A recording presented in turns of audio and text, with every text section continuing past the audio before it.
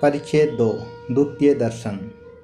अखंडमंडलाकारं व्याप्तं येन चराचरं तत्पदं दर्शितं येन तस्मै श्री गुरवे नमः। द्वितीय दर्शन का प्रसंग। सुबह का समय था, 8 बजे होंगे। श्री रामकृष्ण उस समय दाढ़ी बनवाने की तैयारी में थे। तब भी थोड़ी ठंडी थी, इसलिए वे शरीर पर गर्म किनारीदार शाल ओढ़े हुए थे। मास्टर को देखकर उन्होंने कहा, तुम आए हो? अच्छा, यहाँ बैठो। यह वार्तालाप श्री रामकृष्ण के कमरे के दक्षिण पूर्व बरामदे में हो रहा था। नाई आया हुआ था। श्री रामकृष्ण उसी बरामदे में बैठकर दाढ़ी बनवाने लगे। बीच बीच में वे मास्टर के साथ बातचीत कर रहे थे। शरीर पर शाल थी, पैर में जूतियाँ, सहज से बदन थे। बात करते समय कुछ तुतलाते थे। श्री रामकृष्ण मास्टर से, क्यों जी, तुम्हारा घर कहाँ है? मास्टर जी, कलकत्ते में। श्री रामकृष्ण, यहाँ कहाँ आए हो? मास्टर, यहाँ बराहनगर में बड़ी दीदी के घर आया हूँ, ईशान कविराज के यहाँ। श्री रामकृष्ण, ओहो, ईशान के यहाँ?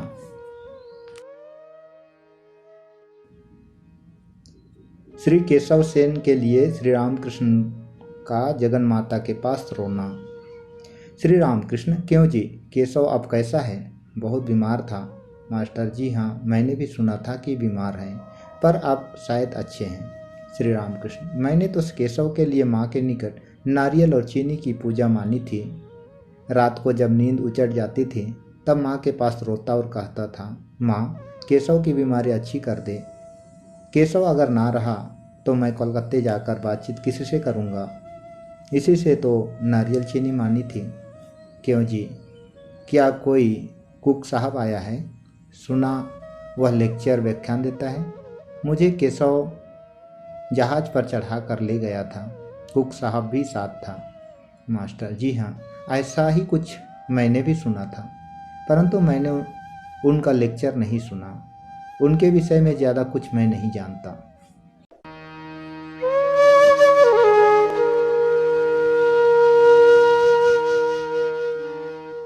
गृहस्थ तथा पिता का कर्तव्य। श्री रामकृष्ण, प्रताप का भाई आया था, कुछ दिन यहाँ रहा। काम काज कुछ है नहीं, कहता है मैं यहाँ रहूँगा। सुनते हैं जोरू जाता, सबको ससुराल भेज दिया है। कच्चे बच्चे कई हैं। मैंने खूब डांटा। भला देखो तो, लड़के बच्चे हुए हैं, उनकी देख रेख, उनका पाल पोस तुम न करोगे तो क्या कोई गांव वाला करेगा? शर्म नहीं आती? बीवी बच्चों को ससुर के यहाँ रख दिया है, उन्हें कोई और पाल रहा है। बहुत डांटा और काम काज खोज लेने को कहा, तब यहाँ से गया।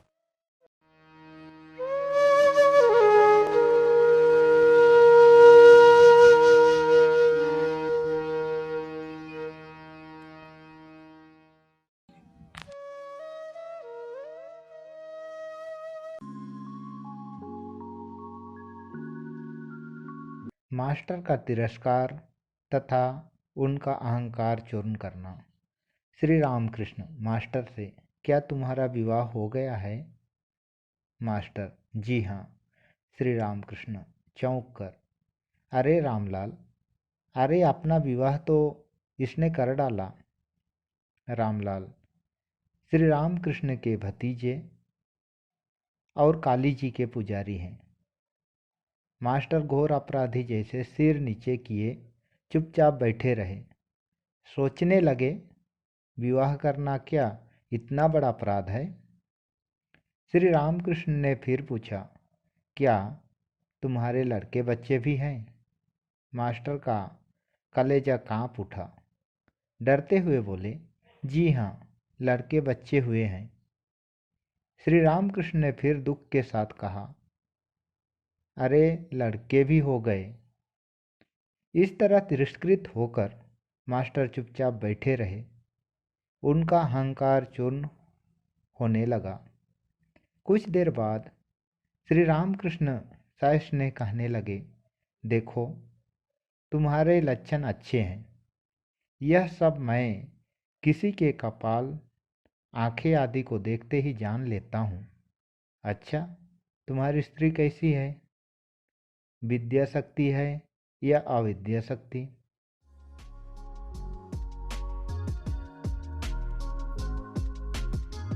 ज्ञान क्या है?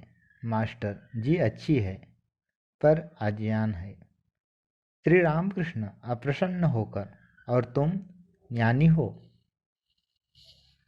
मास्टर नहीं जानते ज्ञान किसे कहते हैं और अज्ञान किसे। अभी तो उनकी धारणा यही है कि कोई लिख पढ़ ले तो मानो ज्ञानी हो गया।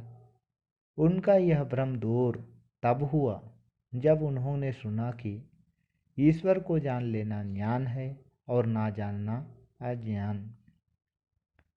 श्री रामकृष्ण की इस बात से कि तुम ज्ञानी हो, मास्टर के अहंकार पर फिर धक्का लगा। मूर्ति पूजा। श्री रामकृष्ण अच्छा, तुम्हारा विश्वास साकार पर है या निराकार पर? मास्टर मन ही मन सोचने लगे, यदि साकार पर विश्वास हो तो क्या निराकार पर भी विश्वास हो सकता है? ईश्वर निराकार है, यदि ऐसा विश्वास हो तो ईश्वर साकार है, ऐसा भी विश्वास कभी हो सकता है? ये दोनों विरोधी भाव किस प्रकार सत्य हो सकते हैं? सफ़ेद दूध क्या कभी काला हो सकता है? मास्टर निराकार मुझे अधिक पसंद है। श्री रामकृष्ण अच्छी बात है, किसी एक पर विश्वास रखने से काम हो जाएगा। निराकार पर विश्वास करते हो, अच्छा है, पर यह ना कहना कि यही सत्य है और सब झूठ। यह समझना कि निराकार भी सत्य है और साकार भी सत्य है। जिस पर तुम्हारा विश्वास हो उसी को पकड़े रहो, दोनों सत्य है। यह सुनकर मास्टर चकित हो गए। यह बात उनके किताबी ज्ञान में तो थी ही नहीं। तीसरी बार धक्का खाकर उनका अहंकार चूर्ण हुआ, पर अभी कुछ रह गया था, इसलिए फिर वे तर्क करने को आगे बढ़े। मास्टर अच्छा, वे साकार हैं, यह विश्वास मानो हुआ, पर मिट्टी की या पत्थर की मूर्ति तो वे हैं नहीं। श्री रामकृष्ण मिट्टी की मूर्ति वे क्यों होने लगे? पत्थर या मिट्टी नहीं, चिन्मयी मूर्ति। चिन्मयी मूर्ति? यह बात मास्टर ना समझ सके।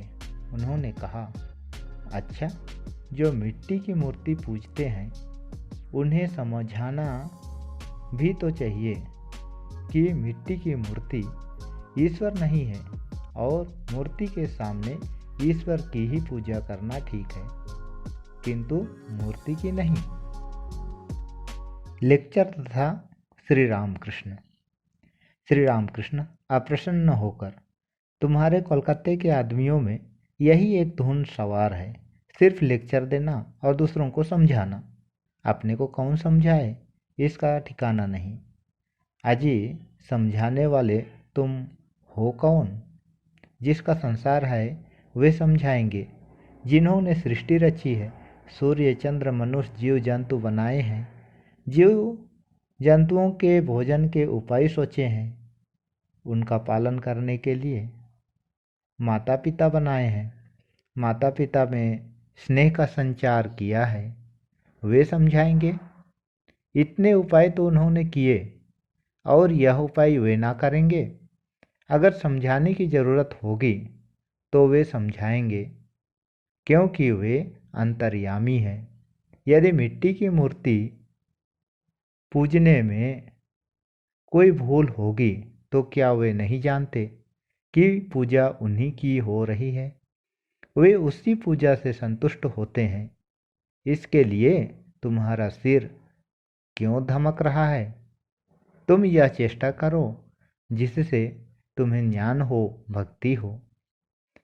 अब शायद मास्टर का अहंकार बिल्कुल चूर्ण हो गया। वे सोचने लगे, ये जो कह रहे हैं वह ठीक ही तो है। मुझे दूसरों को समझाने की क्या ज़रूरत?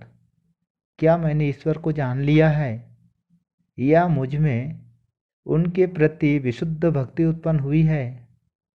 स्वयं के सोने के लिए जगह नहीं है और लोगों को न्योता दे रहे हैं। स्वयं को कुछ ज्ञान नहीं, अनुभव नहीं, और दूसरों को समझाने चले हैं। वास्तव में कितनी लज्जा की बात है, कितनी हीन बुद्धि का काम है।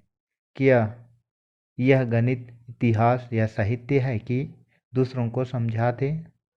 यह ईश्वरीय ज्ञान है। ये जो बातें कह रहे हैं वे कैसे हृदय को स्पर्श कर रही है। श्री रामकृष्ण के साथ मास्टर का यही प्रथम और यही अंतिम तर्कवाद था। श्री रामकृष्ण, तुम मिट्टी की मूर्ति की पूजा की बात कहते थे। यदि मिट्टी ही की हो तो भी उस पूजा की जरूरत है। देखो, सब प्रकार की पूजाओं की योजना ईश्वर ने ही की है। जिनका यह संसार है उन्होंने ही यह सब किया है।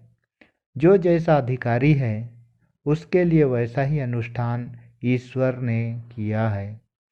लड़के को जो भोजन रुचता है और जो उससे साह्य है वही भोजन उसके लिए माँ पकाती है।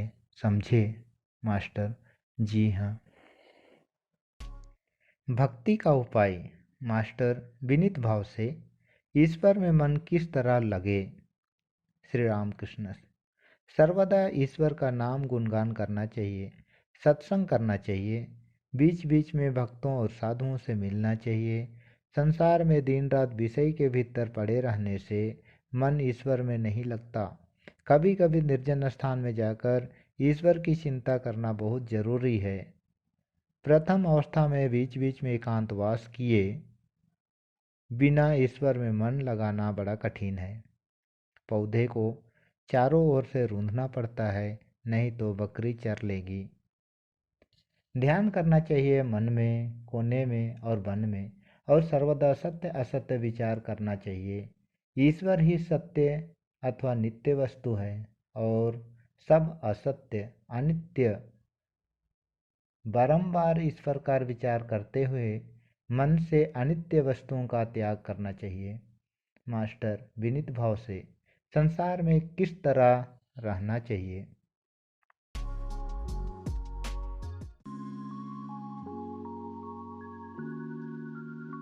गृहस्थ तथा संन्यास। उपाय निर्जन में साधना। श्री रामकृष्ण, सब काम करना चाहिए परंतु मन ईश्वर में रखना चाहिए। माता पिता, स्त्री पुत्र आदि सबके साथ रहते हुए सबकी सेवा करनी चाहिए, परंतु मन में इस ज्ञान को दृढ़ रखना चाहिए कि ये हमारे कोई नहीं है। किसी धनी के घर की दासी उसके घर का कुल काम करती है, किंतु उसका मन अपने गांव के घर पर लगा रहता है। मालिक के लड़कों का वह अपने लड़कों की तरह लालन पालन करती है। उन्हें मेरा मुन्ना, मेरा राजा कहती है, पर मन ही मन खूब जानती है कि ये मेरे कोई नहीं है। कछुआ रहता तो पानी में है, पर उसका मन रहता है किनारे पर, जहाँ उसके अंडे रखे हैं। संसार का काम करो पर मन रखो ईश्वर में। बिना भागवत भक्ति पाए यदि संसार में रहोगे तो दिनों दिन उलझनों में फंसते जाओगे और यहाँ तक फंस जाओगे कि फिर पिंड छुड़ाना कठिन होगा। रोग शोक तापादि से अधीर हो जाओगे। विषय चिंतन जितना ही करोगे आसक्ति भी उतना ही अधिक बढ़ेगी। हाथों में तेल लगाकर कटहल काटना चाहिए, नहीं तो हाथों में उसका दूध चिपक जाता है। भगवत भक्ति रूपी तेल हाथों में लगाकर संसार रूपी कटहल के लिए हाथ बढ़ाओ। परंतु यदि भक्ति पाने की इच्छा हो तो निर्जन में रहना होगा। मक्खन खाने की इच्छा हो तो दही निर्जन में ही जमाया जाता है, हिलाने डुलाने से दही नहीं जमता। इसके बाद निर्जन में ही सब काम छोड़कर दही माथा जाता है, तभी मक्खन निकलता है। देखो, निर्जन में ही ईश्वर का चिंतन करने से यह मन भक्ति, ज्ञान और वैराग्य का अधिकारी होता है। इस मन को यदि संसार में डाल रखोगे तो यह नीच हो जाएगा। संसार में कामनी कंचन के चिंतन के सिवा और है ही क्या। संसार जल है और मन मानो दूध। यदि पानी में डाल दोगे तो दूध पानी में मिल जाएगा, पर उसी दूध का निर्जन में मक्खन बनाकर यदि पानी में छोड़ोगे तो मक्खन पानी में उतरता रहेगा। इस प्रकार निर्जन में साधना द्वारा ज्ञान भक्ति प्राप्त करके यदि संसार में रहोगे भी तो संसार से निर्लिप्त रहोगे। साथ ही साथ विचार भी खूब करना चाहिए। कामनी और कंचन अनित्य है, एकमात्र ईश्वर ही नित्य है। रुपये से क्या मिलता है? रोटी, दाल, कपड़े, रहने की जगह, बस यहीं तक। रुपये से ईश्वर नहीं मिलते तो रुपया जीवन का लक्ष्य नहीं हो सकता। इसी को विचार कहते हैं, समझे? मास्टर: जी हाँ, अभी अभी मैंने प्रबोध चंद्रोदय नाटक पढ़ा है, उसमें वस्तु विचार है। श्री राम कृष्ण: हाँ, वस्तु विचार। देखो, रुपये में ही क्या है और सुंदरी की देह में भी क्या है, विचार करो। सुंदरी की देह में केवल हाड़, मांस, चर्बी, मलमूत्र, यही सब है। ईश्वर को छोड़ इन्हीं वस्तुओं में मनुष्य मन क्यों लगाता है?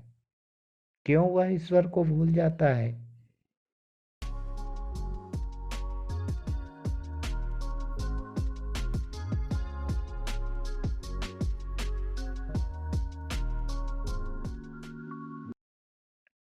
ईश्वर दर्शन के उपाय। मास्टर: क्या ईश्वर के दर्शन हो सकते हैं? श्री राम कृष्ण: हाँ, हो सकते हैं। बीच बीच में एकांतवास, उनका नाम गुणगान और वस्तु विचार करने से ईश्वर के दर्शन होते हैं। मास्टर: कैसी अवस्था हो तो ईश्वर के दर्शन हों? श्री राम कृष्ण: खूब व्याकुल होकर रोने से उनके दर्शन होते हैं। स्त्री या लड़के के लिए लोग आंसुओं की धारा बहाते हैं, रुपये के लिए रोते हुए आंखें लाल कर लेते हैं, पर ईश्वर के लिए कोई कब रोता है? ईश्वर को व्याकुल होकर पुकारना चाहिए। यह कहकर श्री रामकृष्ण गाने लगे। भवार्थ: मन तो सच्ची व्याकुलता के साथ पुकार कर तो देख, भला देखे वह श्यामा बिना सुने कैसे रह सकती है। तुझे यदि माँ काली के दर्शन की अत्यंत तीव्र इच्छा हो तो जवा पुष्प और बेलपत्र लेकर उन्हें भक्ति चंदन से लिप्त कर माँ के चरणों में पुष्पांजलि दे। व्याकुलता हुई कि मानो आसमान पर सुबह की लालाई छा गई। शीघ्र ही सूर्य भगवान निकलते हैं। व्याकुलता के बाद ही भगवत दर्शन होते हैं।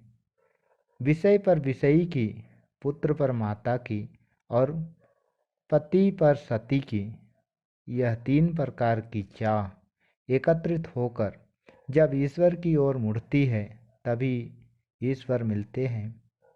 बात यह है कि ईश्वर को प्यार करना चाहिए।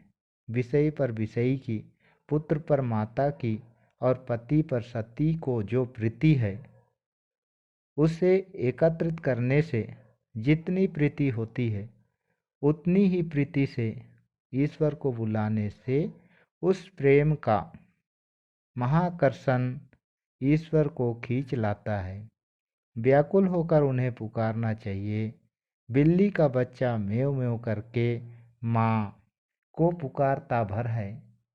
उसकी माँ जहाँ उसे रखती वहीं वह रहता है, कभी राख की ढेरी पर, कभी जमीन पर, तो कभी बिछौने पर। यदि उसे कष्ट होता है तो बस वह म्याऊं म्याऊं करता है और कुछ नहीं जानता। माँ चाहे जहाँ रहे म्यों म्यों सुनकर आ जाती है।